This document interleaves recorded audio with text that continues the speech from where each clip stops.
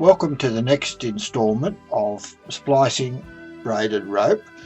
You've now all come to grips with the splicing of single braid as set out in the previous video.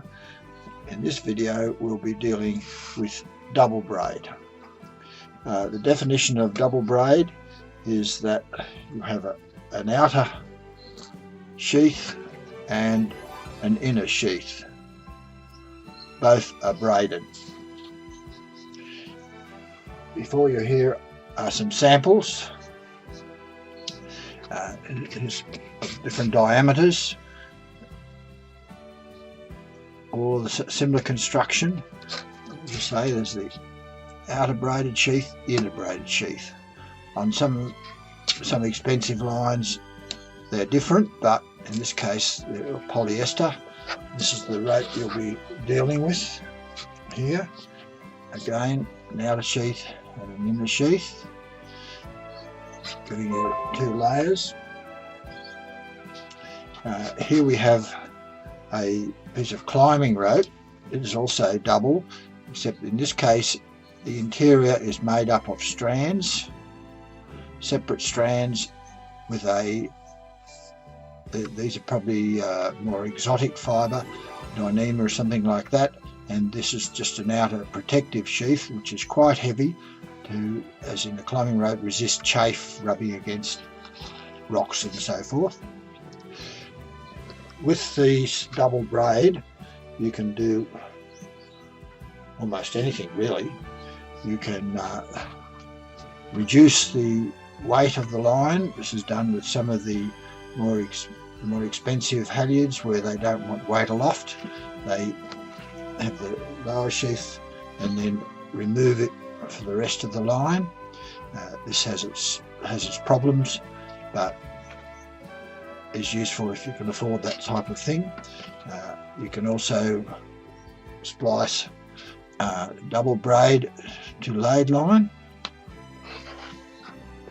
and double braid to single braid, as in this example.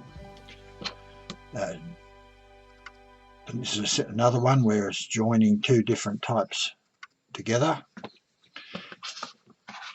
You can put eye splices, whether they've got the sheath over a lot or just the internal sheath.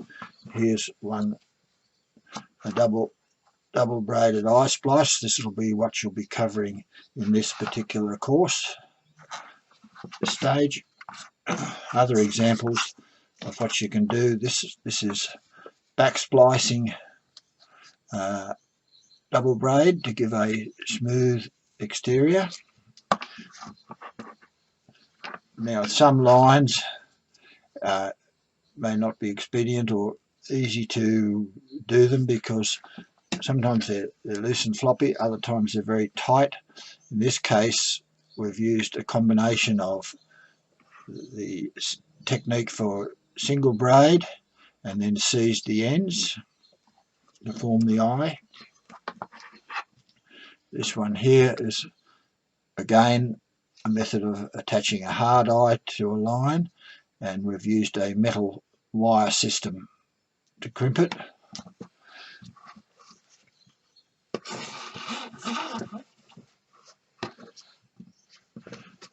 Here's another example on this braid of doing a back splice on the end. It's a little bit fiddly. This is a small diameter double braid with a hard eye. Here's another example of a hard eye where one end it's been built in and on the other end it's just been seized. You can always do decorative work with double braid if you want a temporary fender, or use it to make a fancy dog lead. You've got this built into it with an eye splice and an eye splice on the other end. Now with exotic ropes like this one you saw before, you've got an outer casing of probably polyester and then inside is a sheath separating it from a spectra on the inside. Again, this can be spliced either as to look like this, like these.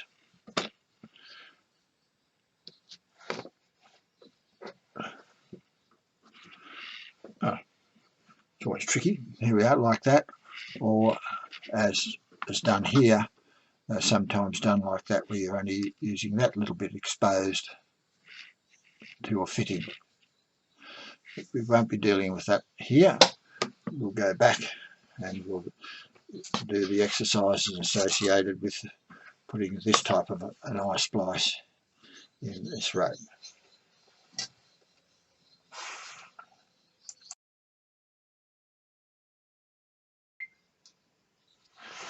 Now for some tools for this exercise. Obviously you need your rope, a marking pen, important, the usual knife, and maybe scissors are better because of this, the fluffy nature of this. It's easy to cut with scissors. Your fid, and this little gadget here, which you can make yourself. It's made out of just normal thin wire, doubled, and then put onto a handle, such as a piece of dowel. And this little guy is very valuable for a lot of rope work, and particularly handling this double braid. You could go to the expense of buying one of the many varieties of fids on the market, such as these, where you can thread these into the rope and put the other end in there and then pull it through. You could also make these out of aluminium tube if you like, but this little puller does all that work. This particular set also has a spike and a wire puller of a bit more substantial nature than this one. However, you'll find this little fellow, one like that, will be invaluable for the coming exercise.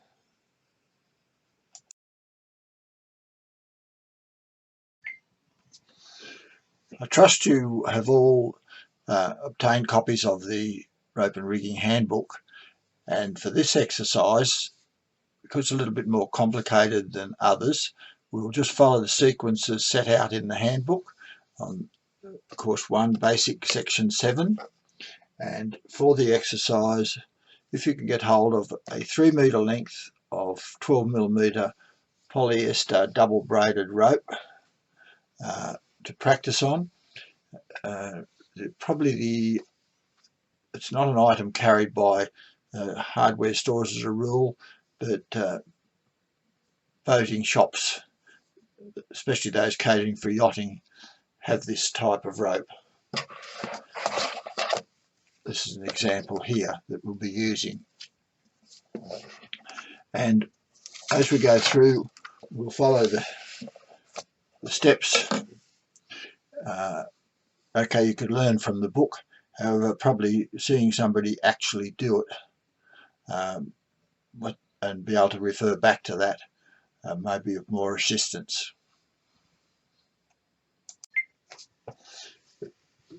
First step is to take your line and ideally at a point 2 meters from the end you try a figure of 8 knot.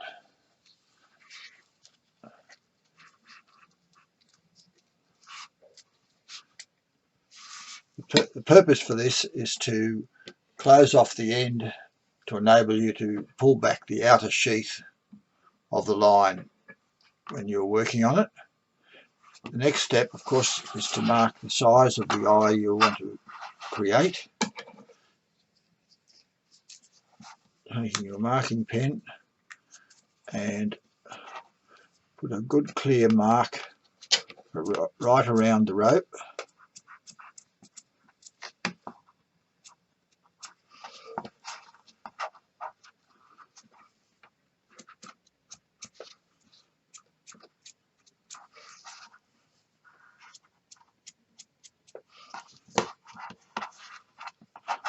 so, and as in the instructions, this one here would be mark 1 and this is mark 2.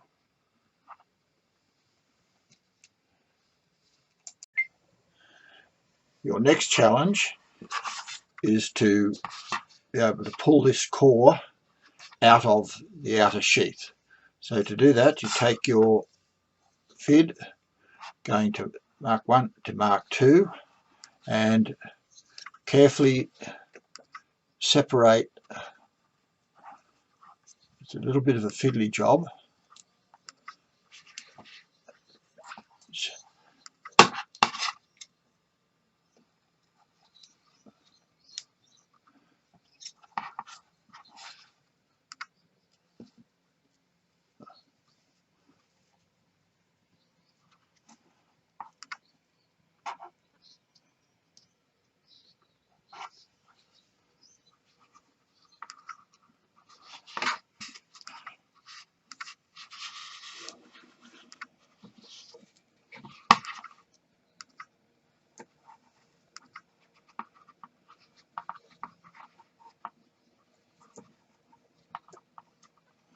Here we go.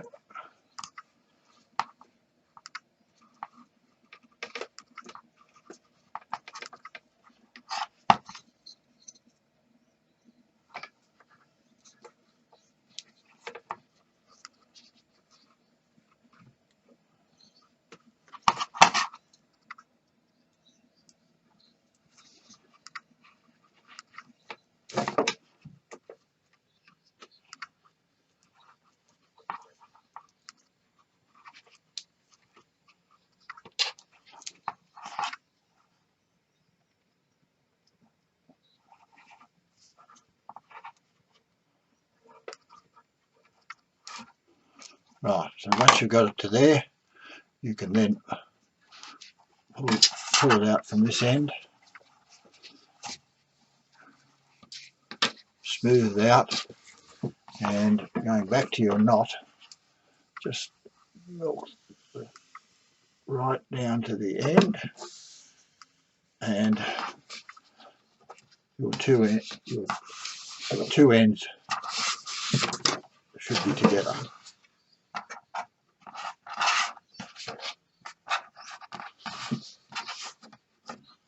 Okay, now the next trick is to put a mark where this comes out right around the white.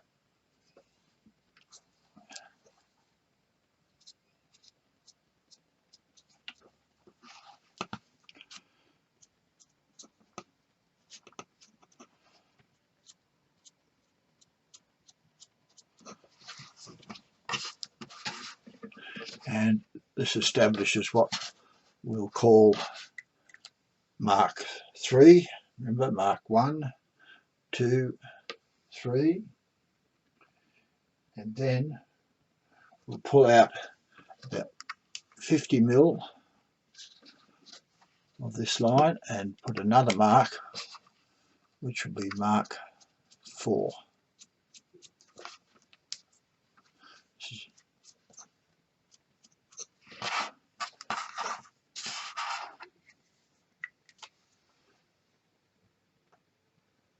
Okay, so first step's completed. We've tied a knot in the end of our line, or at least say about 2 meters back from where you're doing this, and then you'll mark the size of your eye. Then you have to extract the core from the case. Where it comes out, mark it mark 3, and then pull out 50 millimeters mark 4.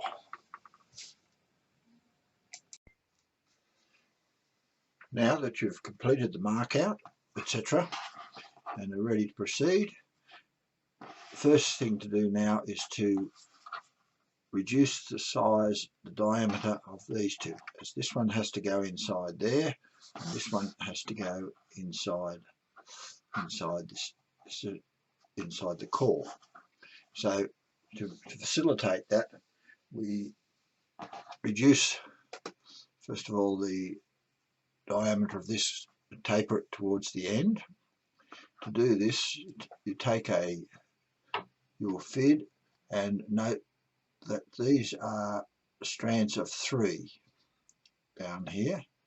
So if you come down about half a dozen, 1, 2, 3, 4, 5, 6 here, and then you, using this little fellow, you can say pick out one. They're a little bit hard to start with.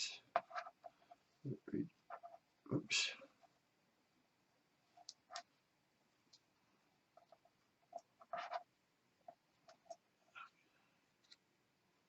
If you accidentally pull out 2, it doesn't matter too much.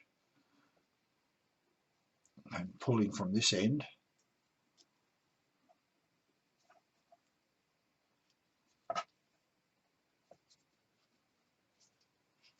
So these are monofilaments, they run the whole length of the rope you're working with, so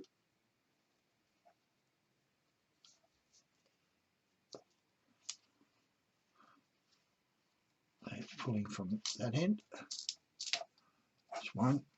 Now we're pulling it out of the ones going from left to right, so if we proceed along here along the same line,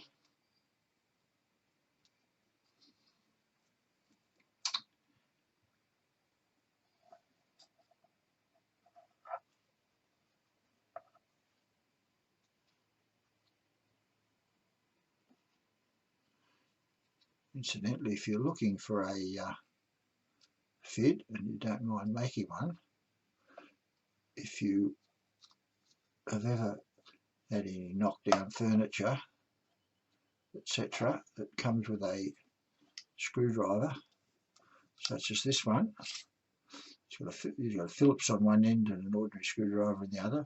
If you grind and polish the tips like so, it comes a very handy little fid, and one tool does a lot, so it doesn't clutter up your tool bag. So pull this one out.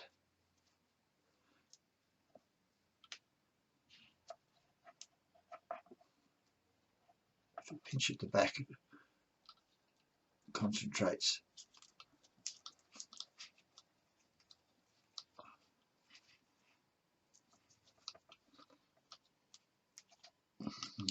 Being a little bit, there's a bit of melting on there, which is bad news. Let me just trim that off.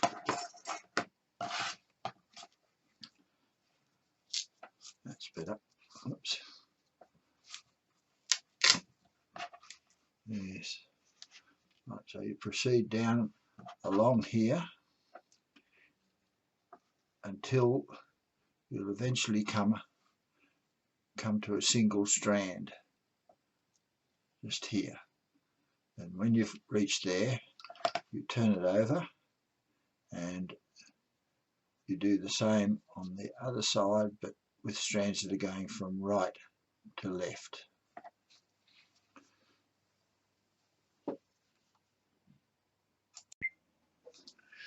Once you have pulled all your strands out of the case like so, you can then go to the core and similarly come back about 50-60 mils and pull out strands. There's 3 cores here as well.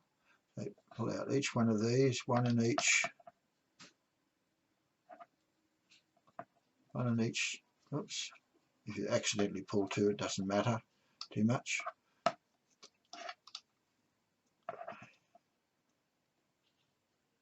These are the right to left ones.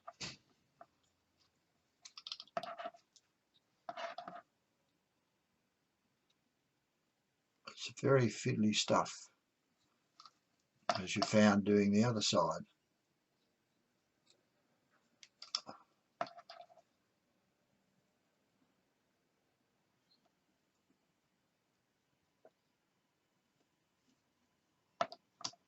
There's 2 more. I'm only pulling one out, and you go to there, and then you come into 2s, so you can then take it over to the other side they were right to lefts. Now do the left to rights. Probably come back about here on.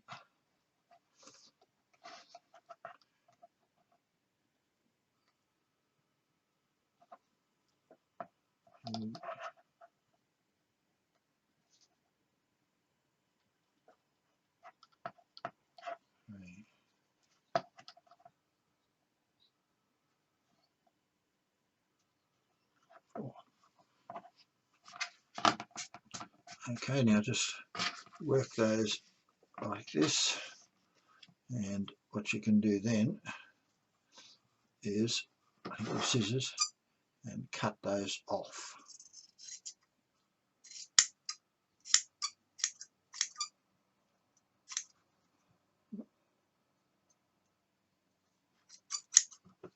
And the same on the other side.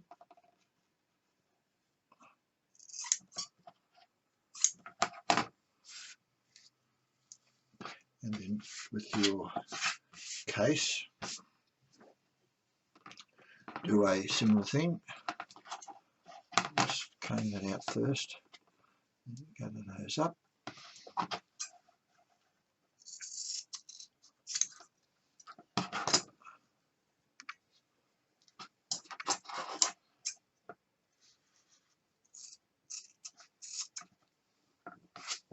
Right.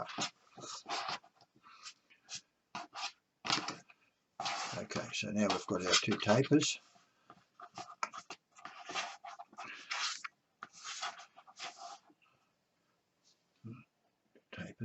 And can move on to the next section.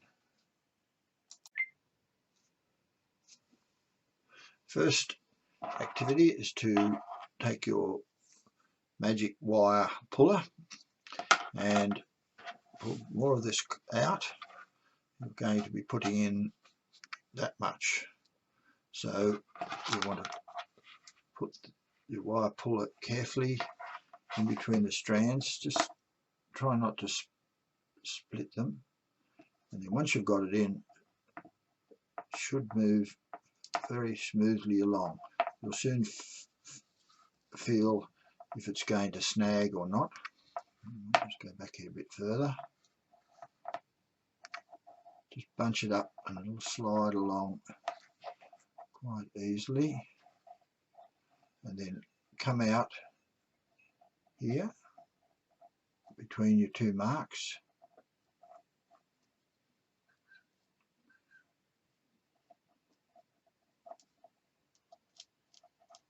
Oops.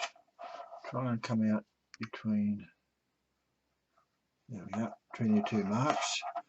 Take the end, pop it in here, squeeze on the end, and when you pull back, it'll just take a little bit to get started, then it'll come through.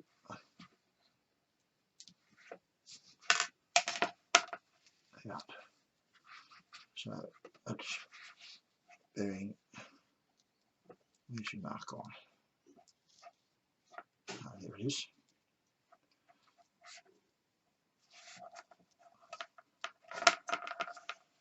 Okay, that's in there. Now, the next step, of course, is to put this fellow inside there. It's a lot longer, so you'll come back, say, yes, we'll come back to about here. Now, to get this fellow inside here, we'll come back to about here and feed the wire up carefully.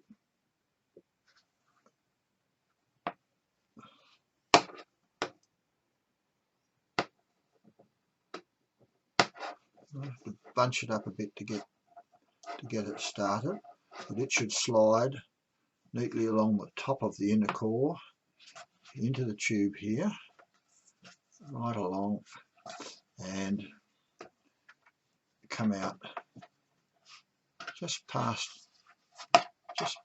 there,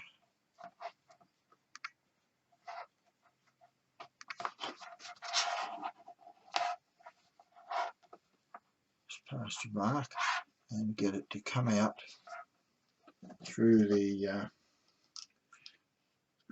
case.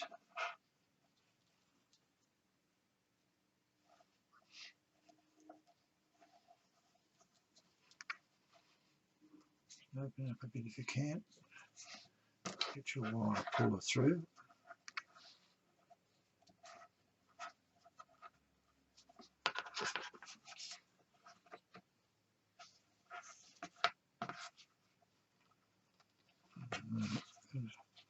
Punch that up a bit.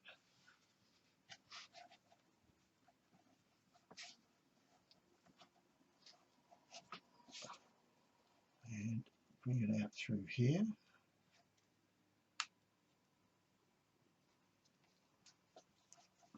So, then take the end of your line, pop it in there,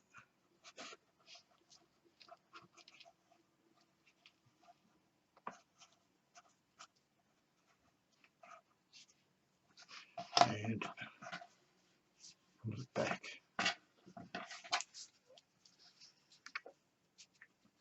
It takes a little bit to get it started. Just have a bit too much there.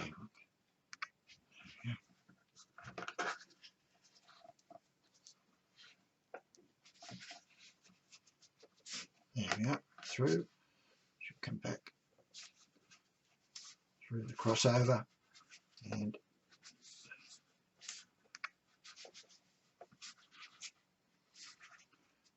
out through there.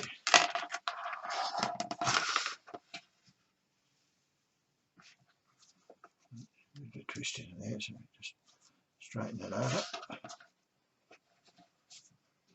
Right, now you want to spread this gathering here out because that's your eventual eye.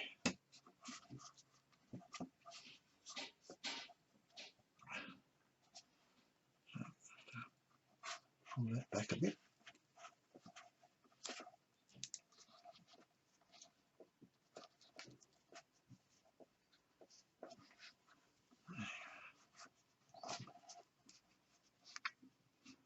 And you can also adjust this one until this is exactly the same as your wood rope. That's your eye. Right. Give it a good smooth out. And same with this fellow. So the final step here is to now bury the end of this in there. So with your scissors, just take that, snip him off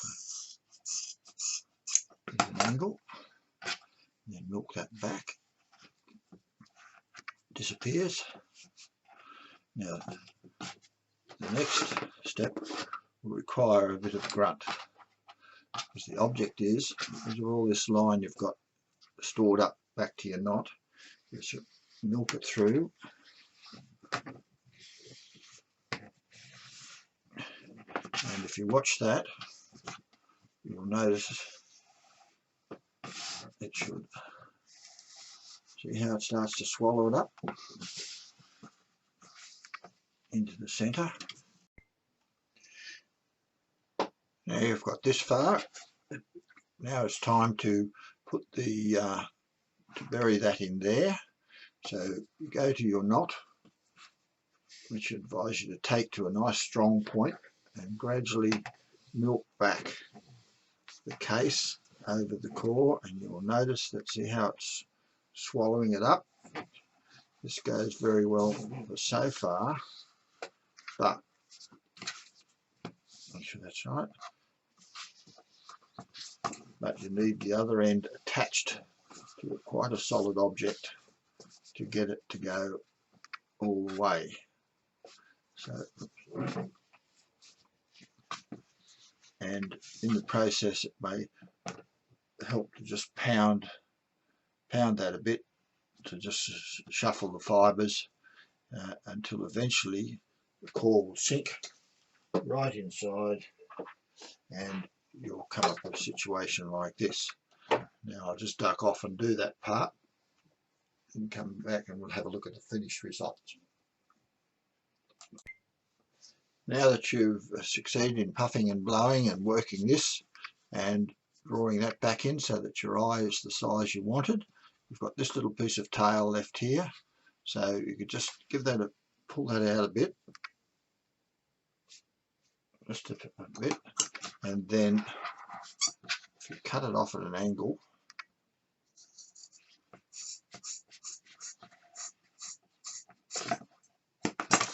and then milk that back,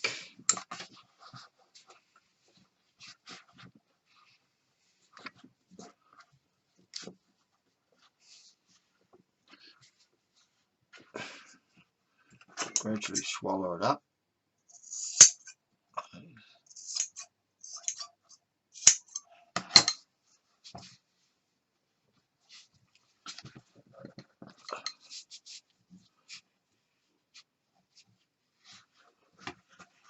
until it's the same as this one here. Okay, so that's putting an eye in a double braided line.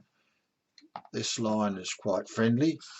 Some of them are a lot stiffer and will take a bit more work. Also, old sheets and lines off a yacht or boat will tend to be a bit hard. Sometimes it pays to wash them, it will soften them up a bit, but generally it's a case of perseverance and the whole thing generally works.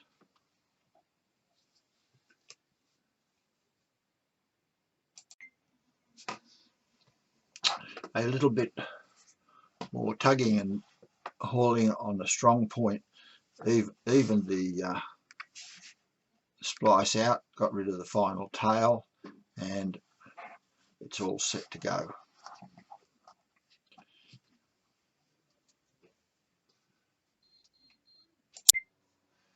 Just to finish off this section, we'll just have a brief look at this line here. It's about the similar diameter to the one you've been using, but it's far stronger. The strength is on the inner core here. It's a spectrodynema, and that's where the strength lies. It's got a protective sheath over here, which is, that's all it is. There's not much strength in it. And then there's the outer case, which is probably the same as the other one, just there to take the day-to-day wear and tear on the line. This can be spliced. Just have a look in the handbook. It gives you an idea of how that works, and you'll end up with a nice splice similar to this. Just so happens this one has a sewn seizing on it, although it's not absolutely necessary. Okay, well, thank you for watching this series of videos, and we'll see you in the next one. Bye for now.